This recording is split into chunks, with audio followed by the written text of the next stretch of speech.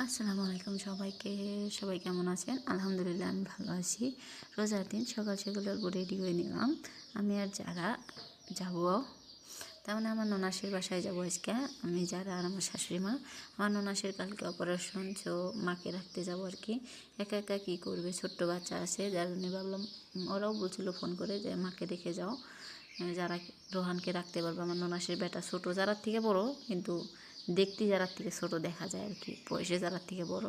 এদিকে আমরা দুই মা মেয়ে রেডি হয়ে এখানে ফটো উঠে নিয়েছিলাম। এত সুন্দর একটা 3 পিস, এটা কিন্তু আমাকে যার পাপা প্রথম রোজাতে গিফট করছে। আমার কাছে খুবই ভালো লাগছে। আমি কিন্তু রোজার মাঝে বহুত করেই গিফট পাইলাম। ঈদের গিফট পাওয়া তো শুরু হয়ে গেছে। এটা আমাকে খুব সুন্দর দেখে একটা চুড়িদার গিফট করছে। আর এইরকম প্রিন্ট থাকা চুড়িদার আমার কাছে খুবই ভালো লাগে আর কি। এদিকে আমরা বের হয়ে গেছি, আর বাবার গাড়িতে আমরা দুইজন যাব, আর আমিরুল নিয়ে যাবো নানিকে। আমরা রেডি হয়ে বার হয়ে একদম এসে বাসে বসে পড়েছি, আর আমাকে বাসে উঠিয়ে দিয়ে গেছে। এখানে আমিরুলও কিন্তু আমাদের সাথে যাব, ওর দোকানের তুরি, তার মানে দোকানে যাবে। আমিরুল এখানে যাচ্ছে আর কি। যারা তো আমিরুলের সাথে খুবই খেলাধুলা করে আর খুশির থাকে।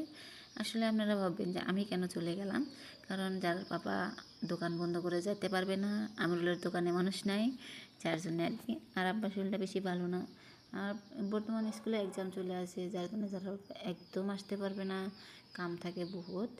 এদিকে যারা তো খুবই খুশি, আসলে ঘুরতে গেলে কিন্তু খুবই খুশি হয়। এদিকে চলে আসছিলাম আমাদের বাড়িতে, আমার ননাসের বাড়িতে। এদিকে এত সুন্দর সুন্দর করে ফুল লাগিয়েছে ওরা গাছে। আসলে যত্ন করা পারে না মনে হয় আমার গাছগুলোর, ফুলগুলো একদম মরচে গেছে আর কি।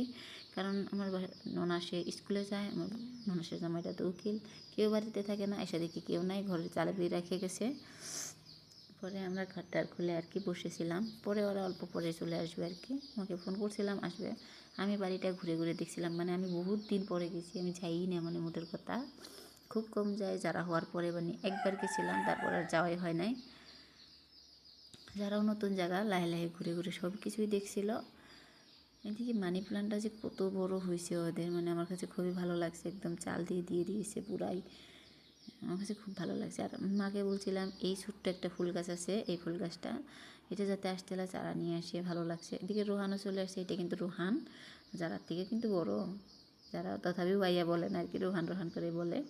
আমরা মা মেয়ে বেশি 12টার ওই দিকে আসলাম, 2টাতে রিটার্ন নিছি, কারণ আজকে আমরা ইফতার করবো আমার বাবার বাসায়।